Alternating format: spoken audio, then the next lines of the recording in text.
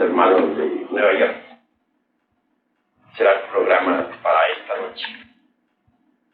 Bien, mis caros hermanos, ante todo, es necesario conocer las leyes del trabajo esotérico gnóstico, si es que en realidad de verdad queremos un cambio radical y definitivo.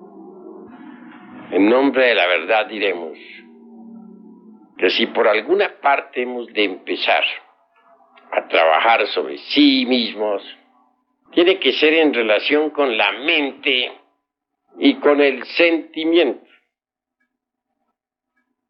Sería absurdo empezar a trabajar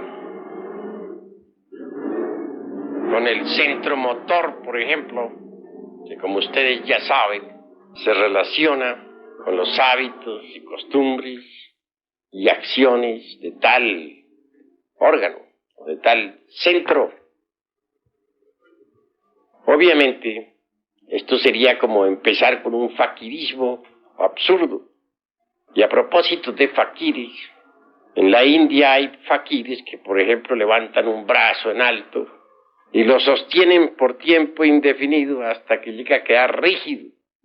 Hay otros que permanecen firmes en un solo lugar durante 20 y 30 años, hasta convertirse en verdaderas estatuas. Mas, después de todo, ¿qué es lo que ganan esos faquires? Desarrollar un poco la fuerza de la voluntad, y eso es todo. No podemos pensar que ellos vayan a crear el cuerpo de la voluntad consciente. Es claro que no.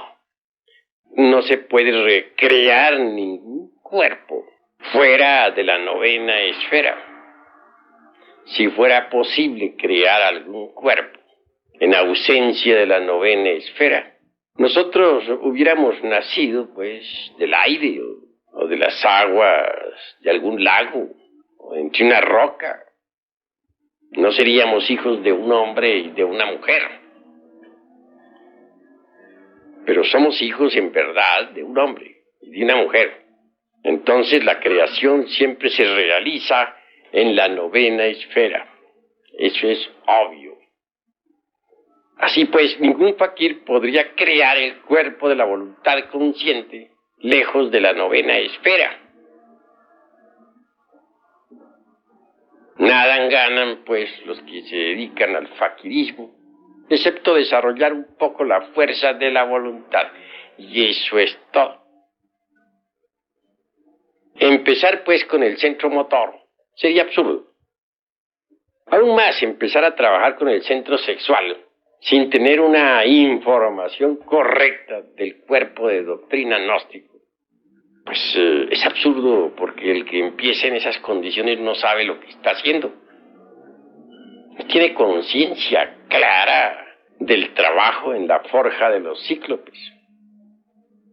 Puede caer, es obvio, en gravísimos errores. Recordemos que el primer centro, el intelectual; segundo, el emocional; tercero, el motor; cuarto, el instintivo; quinto, el sexual. Existe también el sexto, que es la emoción superior, y el séptimo, el mental superior. Pero si empezáramos en realidad de verdad con los centros inferiores de la máquina orgánica, caeríamos en el error. Antes que todo en estos estudios, debemos empezar por los centros intelectual y emocional.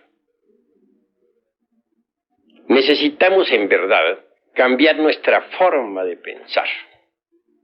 De lo contrario, marcharemos por el camino del error. ¿De qué serviría, por ejemplo, que ustedes asistieran a estas cátedras y no cambiaran su forma de pensar?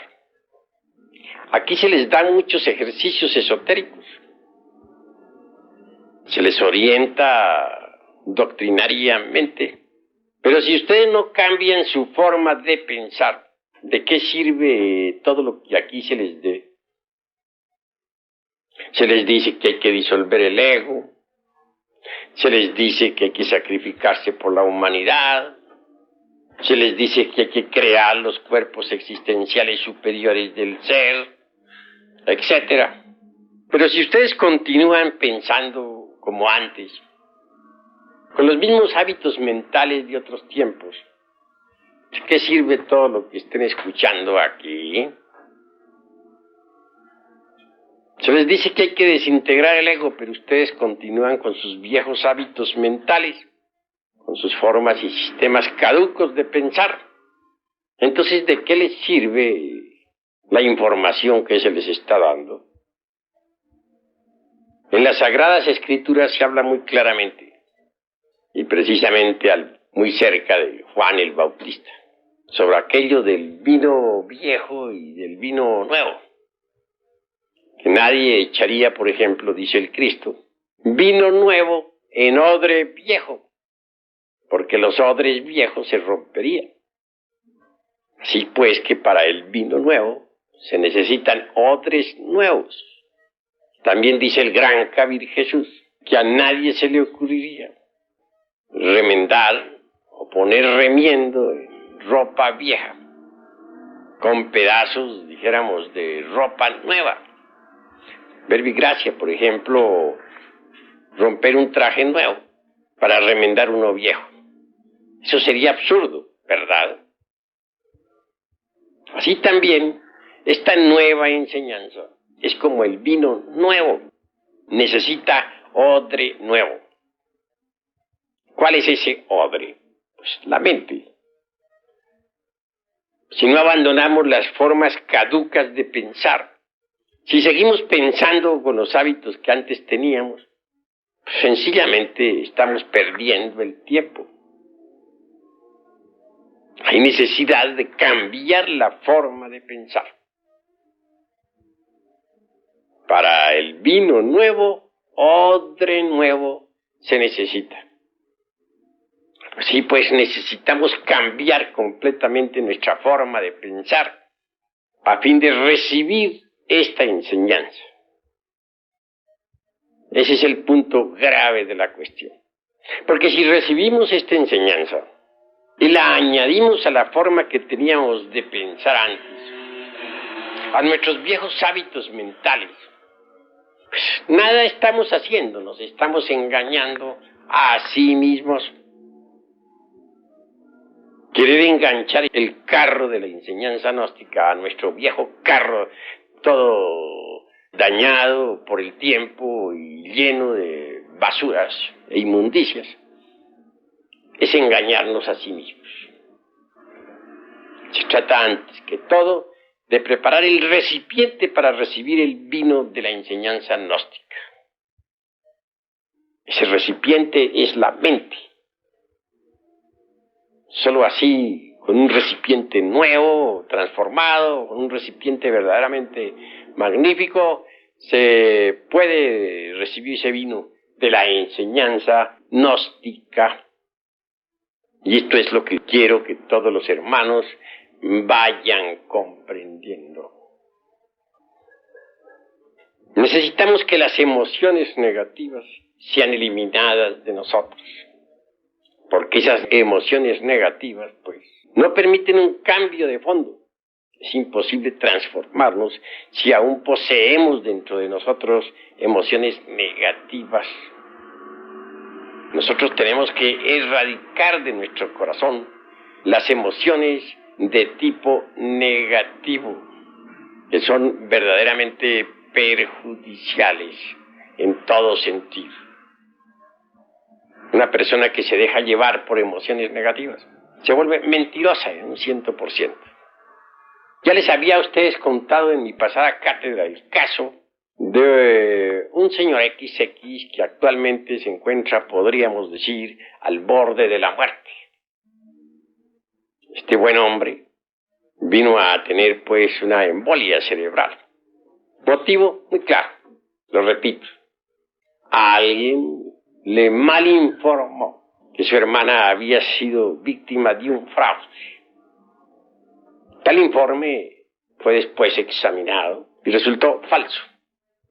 Mas este, que ama a su hermana, creyó pues en esa infundia difamante y la tomó tan en pecho que le dio una embolia cerebral. En estos momentos se encuentra al borde de la muerte. Vean ustedes ese caso. De manera que entonces las emociones negativas vienen a llevarnos al fracaso. Su hermana aún sigue convencida de que fue víctima del fraude. Y es obvio que calumnia a un inocente, pero ella está segura de que fue víctima. Personalmente examiné el caso y me di cuenta que ella misma se estaba autoengañando. Estaba mintiendo a sí misma. Víctima de las emociones negativas. Y a su vez calumniando a otro en forma inconsciente. De manera que dije a ustedes y repito que las emociones negativas lo tornan a uno mentiroso. Observen ustedes las gentes cómo mienten, llevadas por las emociones negativas. Lanzan juicios falsos y luego se arrepienten. Pero es tarde, ya los lanzaron entre tanto. Así pues, debemos eliminar de nuestra naturaleza las emociones negativas. La mentira, ciertamente, es una conexión falsa. Lo normal es que la energía del Padre, la vida del anciano de los días, es decir, de nuestro ser interior profundo, fluya a través de la organización cósmica interior hasta llegar a la mente. Pero si nosotros hacemos una conexión falsa, ya no puede fluir esa energía. Es como si se cortara el alambre eléctrico. La energía eléctrica entonces no llegaría al foco o a los focos que nos iluminan. Así pues, la mentira, ya les dije y repito, es una conexión falsa. Por lo común, cuando uno se llena de emociones negativas, se torna mentiroso. Es la realidad de los hechos. Si nosotros verdaderamente comprendemos todo esto y empezamos por cambiar en nuestra forma de pensar y de sentir, bien pronto esto se reflejará en nuestras acciones. Una vez que uno ha cambiado su forma de pensar y sentir y actuar, entonces está perfectamente listo para empezar a trabajar con los misterios del sexo. Y ese es el error de algunos misioneros, que las gentes comiencen de una vez a trabajar con el Maituna en la novena esfera, sin conocer siquiera el cuerpo de doctrina. Pues esto es absurdo, porque las gentes que no han cambiado su forma de pensar, que continúan con sus mismos hábitos, las gentes que tienen su misma forma de sentir, que son víctimas de las emociones negativas, pues no comprenden estos misterios del sexo y los profanan. Por eso es que Paracelso insiste en que primero que todo hay que conocer la ciencia, para luego entrar a trabajar en la novena esfera. Y tiene razón en esto Felipe Teofrastro Bombastro de Ongenay Aureola Paracelso. Empecemos pues por cambiar nuestra forma de pensar y de sentir. Muchos reciben aquí enseñanzas esotéricas, se les da, pero continúan pensando como antes, como pensaban hace 20 años. ¿Qué sucede entonces? Estamos perdiendo el tiempo.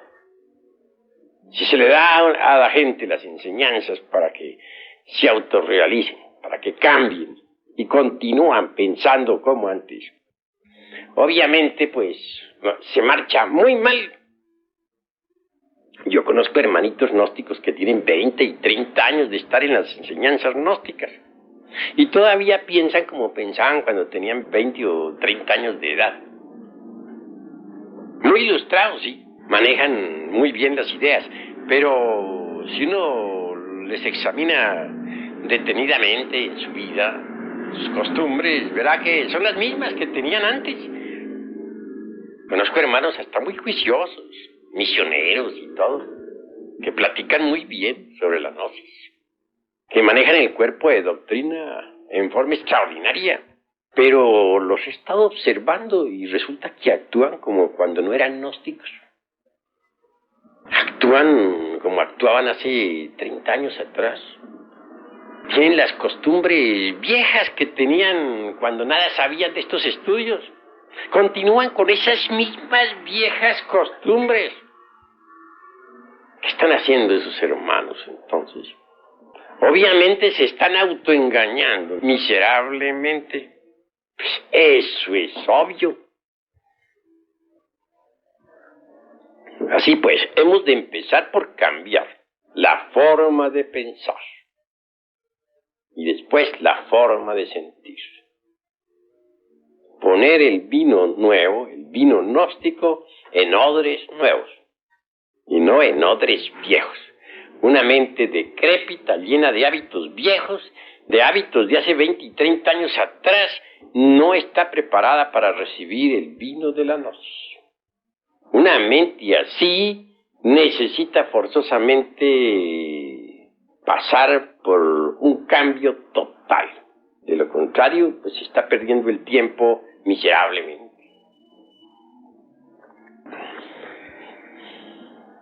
Con todo esto, ¿qué es lo que queremos saber? Pues despertar conciencia, ¿verdad? Eso es la verdad, eso es lo que queremos, despertar. En el mundo oriental no se ignora que la gente está dormida, nadie lo ignora. Pero en el mundo occidental la gente cree que está despierta y sin embargo hacen cosas que no quieren hacer. Se lanzan a la guerra cuando no quieren ir a la guerra, pero siempre van, aunque no quieren. ¿Por qué? Porque están hipnotizados. Ustedes saben que a un sujeto hipnotizado, por ejemplo, le ordenamos que vaya a matar a alguien, va y lo mata. Y eso ya está previsto en el Código Penal de todos los países de la Tierra. Así también sucede con las gentes de todas las latitudes. Están hipnotizadas, pero creen que están despiertas. Y se les dice que ha llegado la hora de ir a la guerra. Van a la guerra. No quieren ir, pero van. ¿Por qué? Porque están hipnotizadas. Y el hipnotizado está. Eso es gravísimo. Tremendamente cierto. Que necesitamos salir del sueño hipnótico. Eso es verdad, pero bueno, vamos a ver cómo salimos del sueño hipnótico. Si estamos contentos con nuestros hábitos mentales, con nuestros sistemas de razonar, con nuestros hábitos sentimentales, con nuestros distintos hábitos o costumbres adquiridas por la herencia y por la familia. Entonces, aunque estemos escuchando aquí en esta sala las enseñanzas, sencillamente estamos perdiendo el tiempo. Pregúntense ustedes a sí mismos para qué han venido. ¿Con qué objeto están ustedes reunidos en esta sala? Si están aquí reunidos por mera curiosidad, pues vale más que no hubieran venido. Si de verdad los anima el anhelo de cambiar, pero continúan muy contentos con sus viejas normas de pensar, sencillamente se están autoengañando. Si es que ustedes quieren enganchar el carro de la gnosis a su viejo tren carcomido por el tiempo y podrido hasta el tuétano de los huesos, pues están haciendo un juego muy tonto que a nada les conduce. Así pues, no nos engañemos a sí mismos. Si ustedes quieren cambiar, seamos serios y empecemos por cambiar nuestra forma de pensar. Cada cual tiene una forma de pensar. Cada cual cree que su forma de pensar es la más correcta. Pero en realidad, de verdad, las diversas formas de pensar de cada cual, o de todos en conjunto, de correcto no tienen nada, puesto que están hipnotizados. ¿Cómo puede pensar correcto una persona que está hipnotizada? Pero ustedes creen que están pensando correctamente. He ahí su error. Sus hábitos mentales no sirven. Si es que quieren cambiar, bueno, aquí tienen la enseñanza nueva. Aquí tienen el vino de la gnosis. Pero, por favor, traigan odres nuevos para ese vino, no odres viejos, porque el vino nuevo rompe los odres viejos. Me interesa darle la enseñanza a los hermanos, pero darla seriamente. Y por eso les invito a cambiar su forma de pensar. ¿Han reflexionado acaso ustedes en lo que es la conciencia? ¿Qué podría comparar la conciencia a un foco de luz que lo dirijo hacia una parte o hacia otra? Eso es obvio. La conciencia debemos aprender a colocarla donde debe ser colocada. Donde esté nuestra conciencia, allí estaremos nosotros. Ustedes que me escuchan en estos momentos, ¿están seguros de que la conciencia de cada uno está aquí? Si está aquí, me place. Pero ¿estamos seguros de que está aquí? Puede ser que esté en este momento en la casa. Puede ser que esté en la cantina. Puede ser que esté en el supermercado y que tan solo aquí estemos viendo la personalidad de fachada de tal o cual hermano. Sí, pues, donde está la conciencia, ahí estamos nosotros. La conciencia es algo que hay que aprender a colocar inteligentemente donde debe ser colocada. Si colocamos nuestra conciencia en una cantina, se procesará en virtud de la cantina. Y si la colocamos nosotros en una casa de citas, se procesará allí. Y si la colocamos nosotros en un mercado, tendremos un buen mercader o un mal mercader. Donde quiera esté la conciencia, allí estaremos nosotros. La conciencia está desgraciadamente embotellada. Y un yo de lujuria podrá llevar nuestra conciencia pues a una casa de citas. Un yo de borrachera se la podrá cargar para una cantina. Un yo codicioso se la llevará por allá para algún mercado. Un yo asesino se la llevará por allá a la casa de algún enemigo, etcétera. ¿A ustedes les parece acaso correcto no saber manejar la conciencia? Tengo entendido que es absurdo llevarla a lugares donde no debe estar. Eso es obvio. Desgraciadamente, repito, nuestra conciencia actualmente está enfrascada. Sí, embotellada entre distintos elementos inhumanos que en nuestro interior cargamos. Necesitamos quebrar todos esos elementos dentro de los cuales se halla embotellada la conciencia. Pero digo, haríamos eso si no cambiáramos nuestra forma de pensar. Si estamos contentísimos con nuestros viejos hábitos caducos y extemporáneos que tenemos en la mente, ¿nos preocuparíamos acaso por despertar la conciencia? Claro que no. Si se quiere cambiar, vamos a cambiar desde ahora mismo, a cambiar nuestros hábitos mentales, nuestra forma de pensar. Cuando uno cambia de verdad, origina cambios interiores. Cuando uno cambia su forma de pensar, puede entonces pensar en cambiar totalmente en su interior. Pero si no cambia en su forma de pensar, si aquí en esta mente siguen existiendo los viejos hábitos extemporáneos, ¿cómo puede uno decir que va a provocar un cambio en su conciencia interior?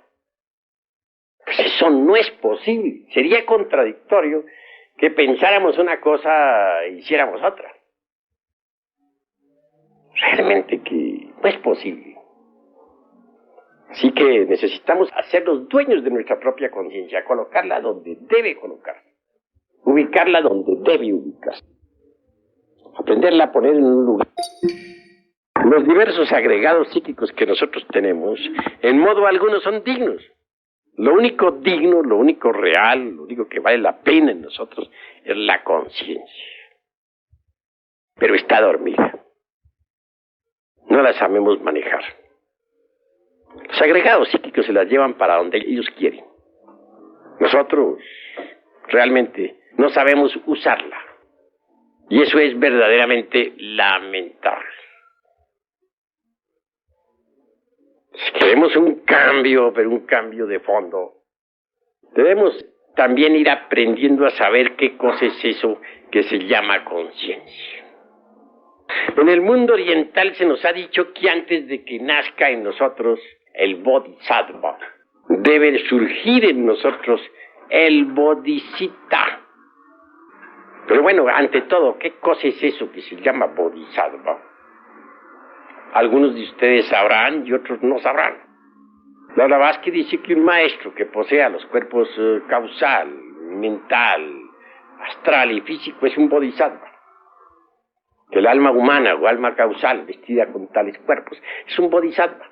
Ella hace plena distinción entre el maestro en sí, que es Atman Buddhi, o sea, el íntimo y la alma conciencia, y el bodhisattva, que es el alma humana revestida con los cuerpos existenciales superiores del ser. Pero el budismo del Mahayana, o mahayánico, es más exigente. No reconoce como bodhisattva sino a aquellos que se han sacrificado por la humanidad a través de sucesivos mahamvantas. Hay dos clases, dice el budismo mahayánico, de seres. Los unos, por ejemplo, serían los budas pradyekas y los aspirantes a budas pradyekas, que son los sravakas. Estos no se sacrifican por la humanidad jamás. Nunca. Luchan, sí, por cambiar y cambian, pero nunca dan su vida por sus hermanos. Y claro, jamás tampoco encarnan al Cristo íntimo. Los otros son los bodhisattvas verdaderamente. Aquellos que han renunciado a la felicidad del nirvana por amor a la humanidad. Aquellos que en distintos mahamvantaras han entregado su sangre por la humanidad, que pudiendo vivir felices en el nirvana han renunciado a cualquier felicidad por sus hermanos en la tierra. Son ellos los únicos que verdaderamente pueden encarnar al Cristo. Pero bueno, volvamos a esto del bodhicitta. ¿Qué cosa es el bodhicitta? Es la conciencia ya despierta, desarrollada, convertida en el embrión áureo. Es la verdadera armadura argentada que nos puede proteger de las potencias de las tinieblas, que nos da la sapiencia, la experiencia. Antes de que surja un bodhisattva dentro del interior de alguien, surge el bodhicitta. Es decir, la conciencia despierta y desarrollada. Vean ustedes cuánto vale, pues, ese don que se llama conciencia. Es lástima que la humanidad tuviera la conciencia enfrascada entre el ego. Y es claro que mientras las gentes continúen pensando como piensan, sintiendo como sienten, y con sus mismas viejas costumbres rancias, no podrán despertar la conciencia. Continuará esta hipnotizada. Y en secuencia o como corolario diremos que nunca surgirá en gente así el bodhicitta. Cuando el bodhicitta, que es la conciencia desarrollada y despierta, surge en uno, en el aspirante, entonces pronto aparece el bodhisattva. Obviamente el bodhisattva se va formando dentro del clima psicológico del bodhicitta. Es grandioso el bodhicitta. En realidad, de verdad, mis queridos hermanos, es grande cuando uno verdaderamente cambia su forma de pensar.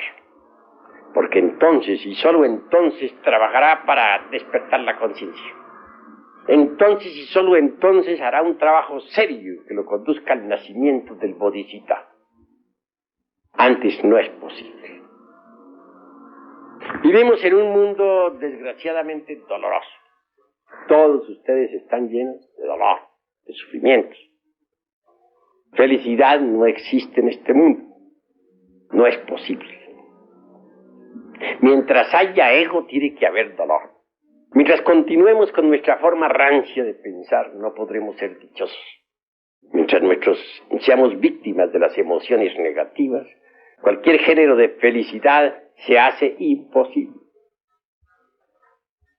Nosotros necesitamos en verdad llegar a la felicidad. No podríamos nosotros conseguir tal logro si no despertáramos la conciencia. Y nunca despertaríamos la conciencia si continuáramos con la forma que tenemos actualmente de pensar. Así pues que primero miremos cómo estamos pensando. Cambiemos esa forma anticuada del pensamiento. Preparemos nosotros odres nuevos para el vino nuevo, que es la gnosis. Y así trabajaremos de verdad, pero seriamente. Este mundo en sí mismo es el producto de la ley de la originación. Este mundo se sostiene con las leyes de causa y efecto, que son las leyes del karma. También se les llama leyes de acción y consecuencia. Tal acción, tal consecuencia. Este es un mundo bastante complejo. Es un mundo de asociaciones, combinaciones múltiples, dualismo incesante, lucha de los opuestos, etc. En estas circunstancias no es posible que exista en este mundo la felicidad. Cada uno de nosotros tiene que pagar su karma. Estamos llenos de deudas. Ese karma obviamente nos trae mucho dolor, mucha amargura. No somos dichosos. Muchos piensan que podríamos llegar a la felicidad a través de la mecánica de la evolución. Es un concepto falso, porque la mecánica es mecánica. La ley de la evolución y también la de la involución constituyen el eje mecánico de esta maquinaria que se llama naturaleza. Hay evolución en el grano que germina, en la planta que se desarrolla y al fin da fruto. Hay involución en la planta que ya entra en decrepitud y por último se convierte en un montón de leños. Hay evolución en el niño que se forma en el claustro materno, en la criatura que nace, que crece, que se desarrolla y vive a la luz del sol. Mas también existe involución en el ser humano que envejece, decrece, entra en decrepitud y al fin muere. Eso es completamente mecánico. Mecánica es la ley del karma también, en cierto sentido. En el sentido causativo, mirada a la luz de los 12 didanas o de las 12 didanas. Ahí hay mecánica. Nosotros necesitamos libertarnos precisamente de la ley del karma. Necesitamos libertarnos de ese movimiento mecánico de la naturaleza. Necesitamos hacernos libres, y esto no será mediante la evolución mecánica. Cualquier evolución mecánica se procesa de acuerdo con las leyes de causa y efecto, con las leyes de las asociaciones, de las combinaciones mutuas, etc. Lo que es mecánico es mecánico. Nosotros necesitamos libertarnos de la ley de la evolución y también de la ley de la involución. Necesitamos dar el gran salto para caer en el vacío iluminador.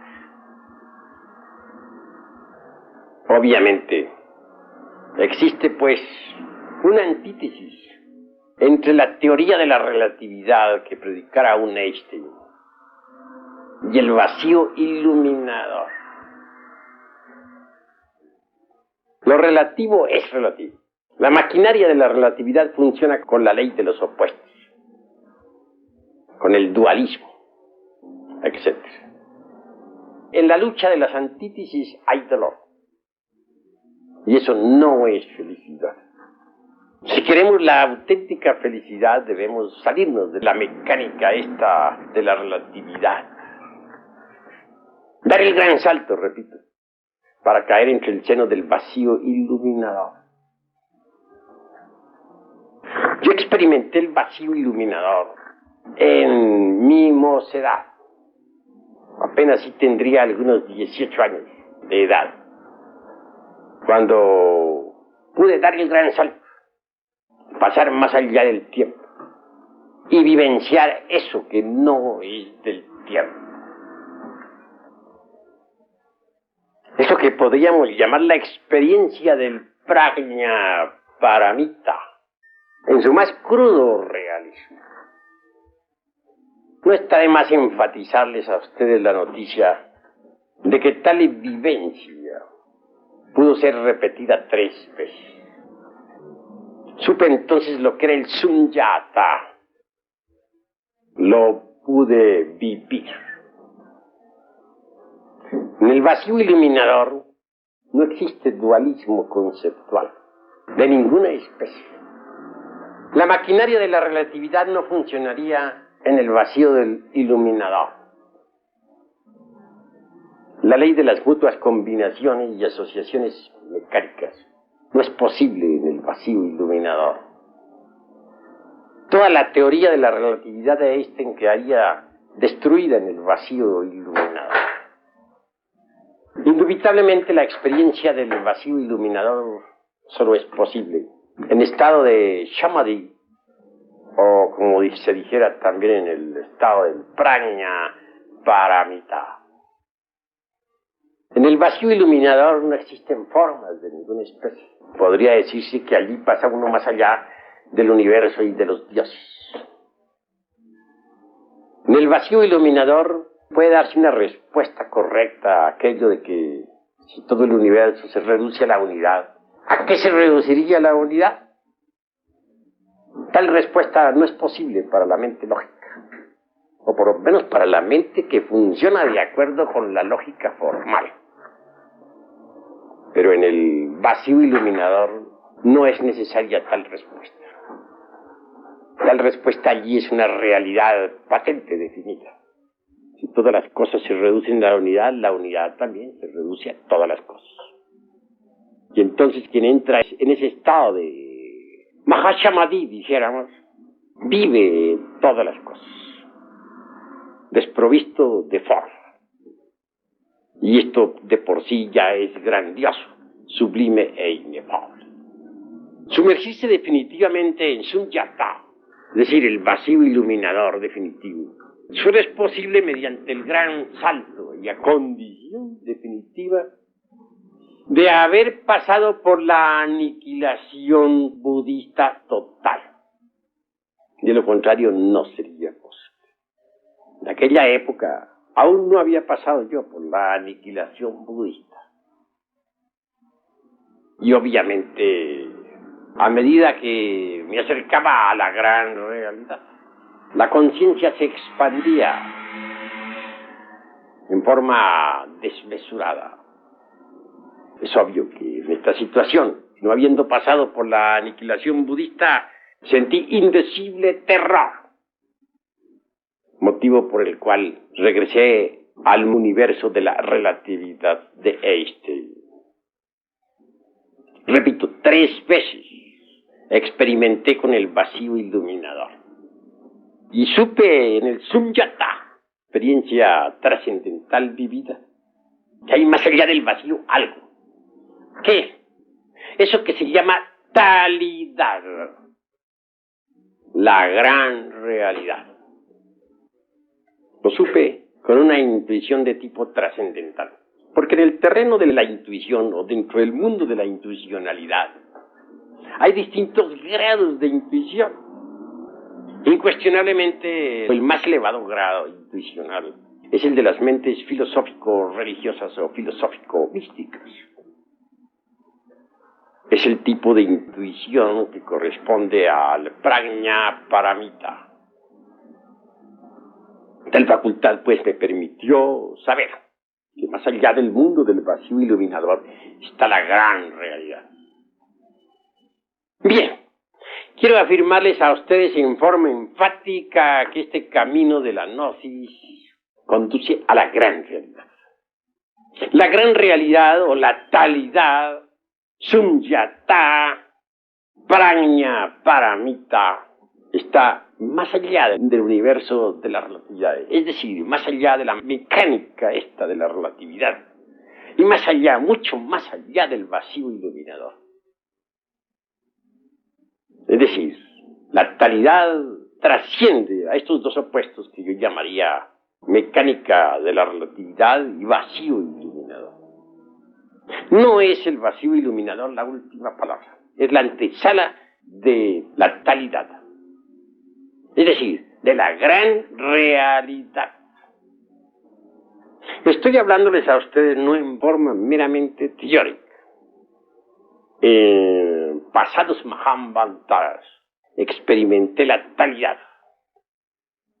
Y como quiera que la conozco, tengo que dar de ello vivo testimonio.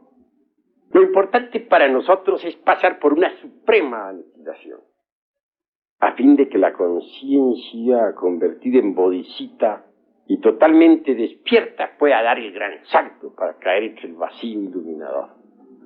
Un paso más y llegaremos a la talidad. Pero, como les digo, debemos empezar por cambiar nuestra forma de pensar, para trabajar correctamente sobre sí mismos, desintegrando realmente los elementos psíquicos indeseables que llevamos dentro.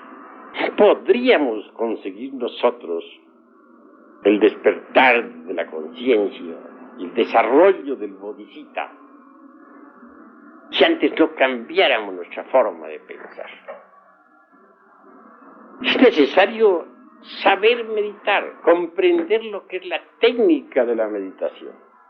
El objeto de la meditación es muy simple. ¿Qué es lo que queremos nosotros a través de la meditación? Tranquilidad. Parecería muy superfluo lo que estamos diciendo. Ustedes podrían objetarme que podríamos tranquilizarnos con una botella de vino, ¿no? Eso es claro. Podrían objetarme también que podríamos tranquilizarnos oyendo una sinfonía de Beethoven. Eso podrían ustedes decirme. Pero en realidad, de verdad, conseguir la tranquilidad es lo más difícil que ustedes imaginarse puedan. Nadie podría tener tranquilidad mental, tener su mente en santa paz, si no ha eliminado de su centro intelectual todo el pensar caduco y extemporáneo que carga.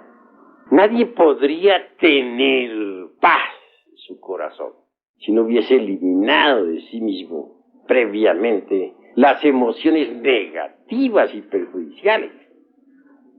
Así que cuando un gnóstico, un arat gnóstico se sumerge en meditación, busca tranquilidad.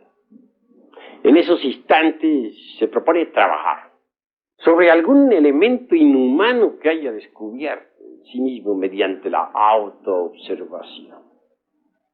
Posiblemente descubrió la ira. Bueno, se dedicará entonces a comprender el agregado psíquico de la ira, hasta volverlo polvo, con ayuda de su divina madre Kundalini, que deberá invocar para que le auxilie. O tal vez descubrió que tiene el agregado psíquico del odio, entonces se propondrá desintegrar tal agregado para que surja en su reemplazo el amor.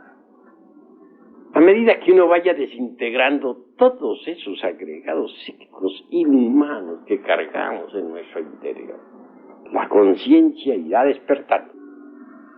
Mucho se habla en la gnosis sobre el sexo, pero debemos primero cambiar nuestra forma de pensar, para que tengamos una rica información, para que nos hagamos más conscientes de la enseñanza. Solo así trabajaremos con éxito en la fragua encendida de Vulcano.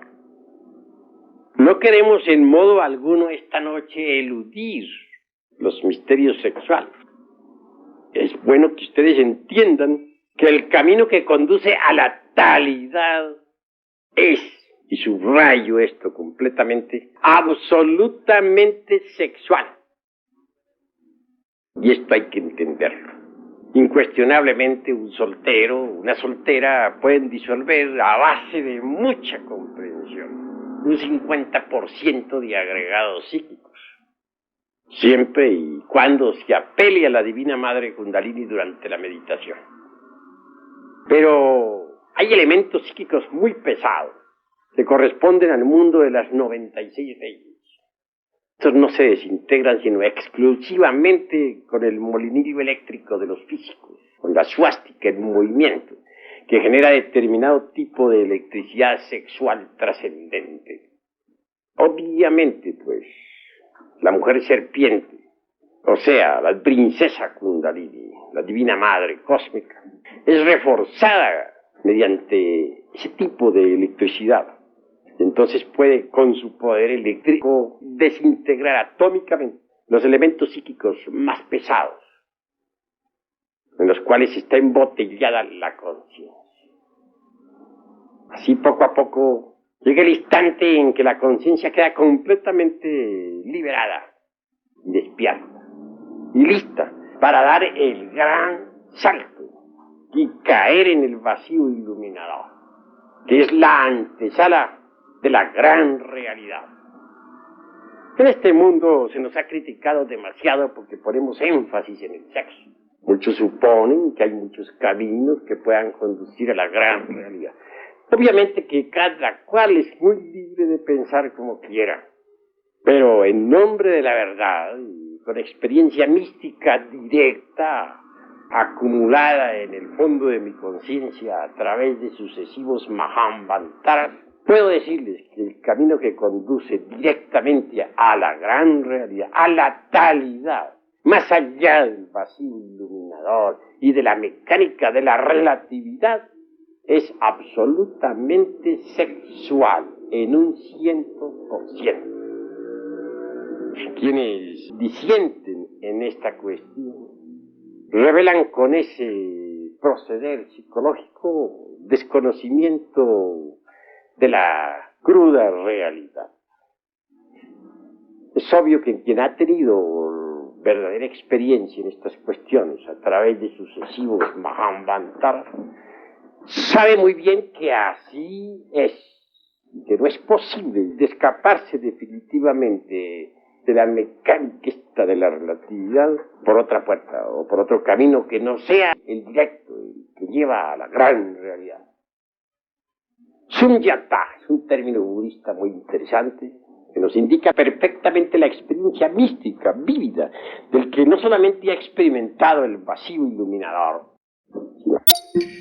repito, dentro del terreno estrictamente místico budista, disiento con muchos místicos budistas ortodoxos que ponen el vacío iluminador como el máximo.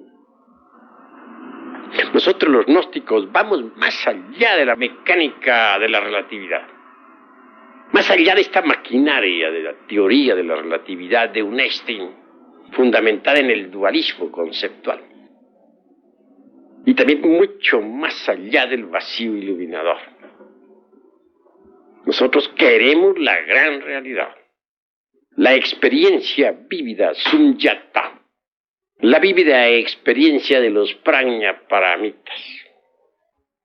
Gracias a Dios tenemos nosotros en nuestro interior la conciencia.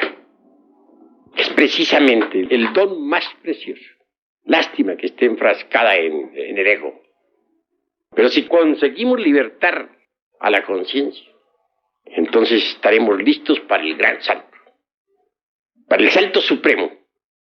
Una conciencia libertada es una conciencia que puede sumergirse en la gran realidad de la vida libre en su movimiento. Esta gran realidad es felicidad inagotable, más allá del cuerpo, de los afectos y de la mente. Es una felicidad imposible de describir con palabras. Todos queremos la felicidad y no tenemos la felicidad. Necesitamos ser felices, pero no es posible ser felices en un mundo de combinaciones. No es posible ser felices dentro de esta maquinaria de la relatividad. Recuerden ustedes que el ego es tiempo, que el ego es un libro de muchos tomos y que está expuesto a las leyes de causa y efecto. Es hora de que pensemos en libertarnos del karma, en libertarnos de este mundo doloroso, de esta maquinaria tan infernal. Es hora de que pensemos nosotros en la dicha verdadera de la gran realidad. Por eso les invito esta noche a cambiar su forma de pensar. Porque si ustedes cambian, podrán trabajar sobre sí mismos para libertar la conciencia. Pero si ustedes no cambian su forma de pensar, si solamente quieren esta doctrina para engancharla a su tren, un carro más enganchado a un tren viejo, decrépito y degenerado, pues están perdiendo el tiempo. Yo quiero, pero la felicidad para ustedes, la verdadera dicha del ser. Así, mis caros hermanos, hasta aquí la plática de esta noche. Sin embargo, hay algo que debo añadir antes de cerrar esta plática. Necesitamos que ustedes aprendan a meditar profundamente, que sepan meditar. Cuando uno ha conseguido, pues, una verdadera concentración, llega a una verdadera dicha. Vean ustedes, si yo no hubiera tenido en vida la experiencia del vacío iluminador allá en mi mocedad, no estaría hablándoles ahora en la forma que les estoy hablando. Esa experiencia vívida jamás se borró de mi conciencia, ni de mi mente, ni de mi corazón.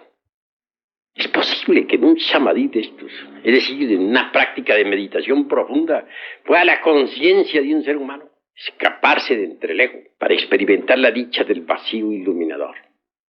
Es obvio que si lo consigue, trabajará con gusto sobre sí mismo. Trabajará con ardor, porque habrá experimentado ciertamente en ausencia del ego eso que es la verdad, eso que no es del tiempo, eso que está más allá del cuerpo, de los afectos y de la mente. Aquí les he enseñado una forma sencilla de meditar, porque hay un tipo de meditación que está dedicado a la autoexploración del ego, con el propósito de desintegrarlo, de volverlo ceniza. Pero hay también otro tipo de meditación que tiene por objeto llegar algún día a la experiencia de lo real. Ojalá lo lograran ustedes, para que se sintieran animados interiormente y trabajaran sobre sí mismos. Sin embargo, conceptúo que es necesario tener algún mantra que les sirva. El mantra que les voy a dar esta noche es muy sencillo. Ya les di una palabra de ese mantra en una pasada plática y ustedes lo recordarán. Gate. Pero esta noche les voy a dar completas las palabras de todo el mantra. Gate, gate, para samgate, bodhi, swaha. En las grabadoras tienen que haber quedado grabado y también en los corazones. Repito. Gate, gate, para samgate, bodhi, swaha. Ese mantra se pronuncia suavemente, o con la mente y el corazón. Puede también usarse como verbo silenciado, porque hay dos tipos de verbo articulado y verbo silenciado. El verbo silenciado es poderoso, se relaja el cuerpo totalmente, y después de relajado, se entrega totalmente a su Dios interior profundo, sin pensar en nada, únicamente recitando con la mente y el corazón el mantra completo. Gate, gate, para samgate, bodhi, swaha. La meditación debe ser muy honda, muy profunda. Los ojos cerrados, el cuerpo relajado, entregados completamente a su Dios interior. Ni un solo pensamiento se debe admitir en esos instantes. La entrega a su Dios debe ser total. Y solamente el mantra debe resonar en su corazón. Este mantra entiendo que abre el ojo de Dharma. Este mantra profundo un día los llevará a ustedes a experimentar en ausencia del ego el vacío iluminado. Entonces sabrán lo que es el sunyata. Entonces entenderán ustedes lo que es el prajna paramita. Perseverancia es lo que se necesita. Con este mantra podrán ustedes llegar muy lejos. Conviene experimentar la gran realidad. alguna vez en la vida, porque así se llena uno de ánimo para la lucha contra sí mismo. Esa es la ventaja del Sunyata. Esa es la ventaja más grande que existe en relación con la experiencia de lo real. Y para que esta noche se aproveche la meditación y el mantra como es debido, vamos a entrar un rato en meditación con el mantra. Ruego a todos los hermanos, pues, entrar en la meditación. Relajen todos sus cuerpos, apaguen las luces primero que todo. Relajación total del cuerpo físico.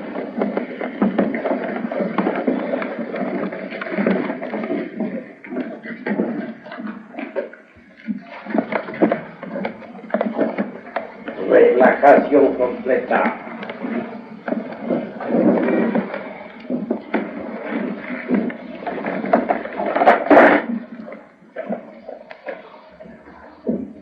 Y entrega completa a su Dios interior profundo.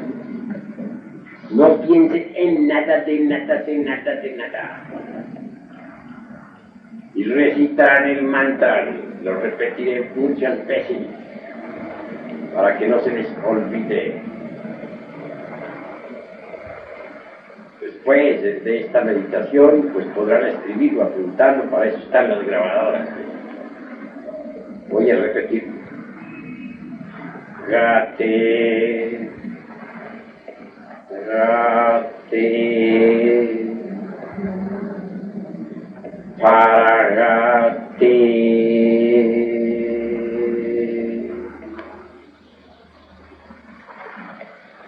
samgate, bodhi, swaha.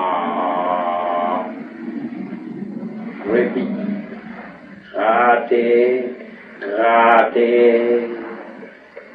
paragate, parasangate, bodhi, swaha.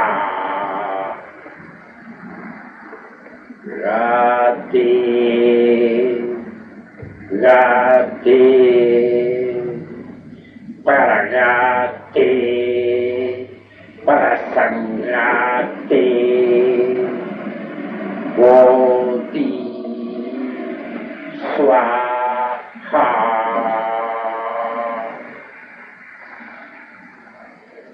Gate, gate,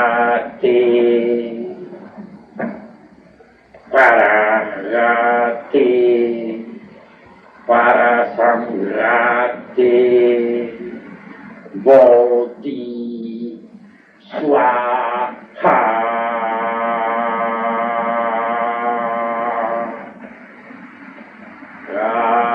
Gate,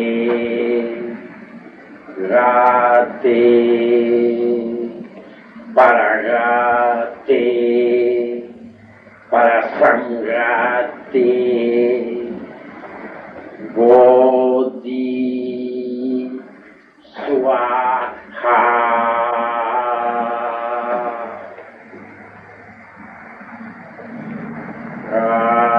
Gate,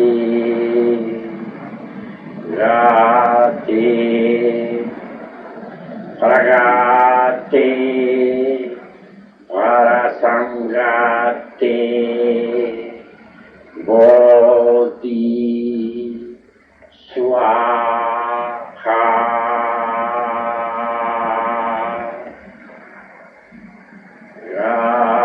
Gate, gate, paragate, parasangate,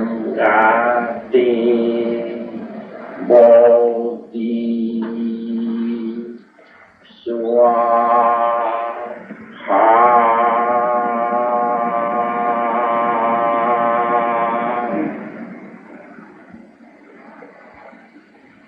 Sigan repitiendo tus corazones.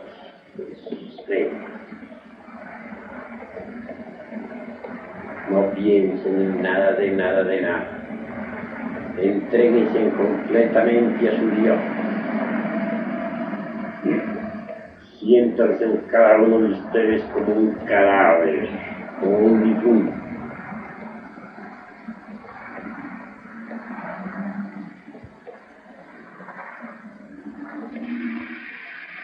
Repito.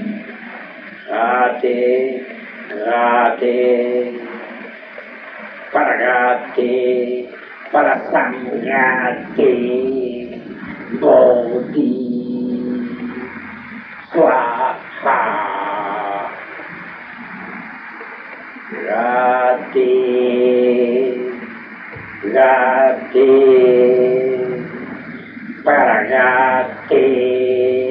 para sangrate, bodhi, swaha.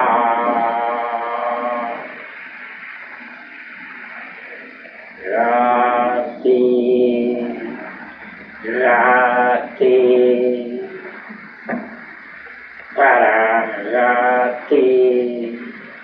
para sangrate, bodhi, swaha.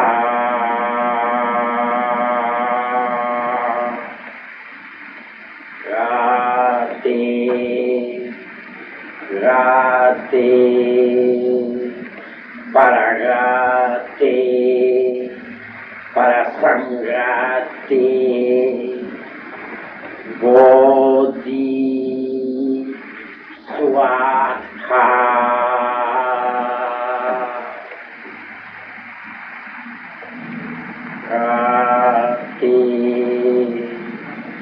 Gate, gate, para sangrate, bodhi, swaha.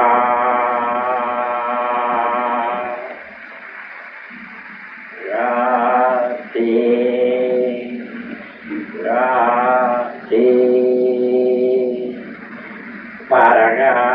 gate, para sangrate, bodhi.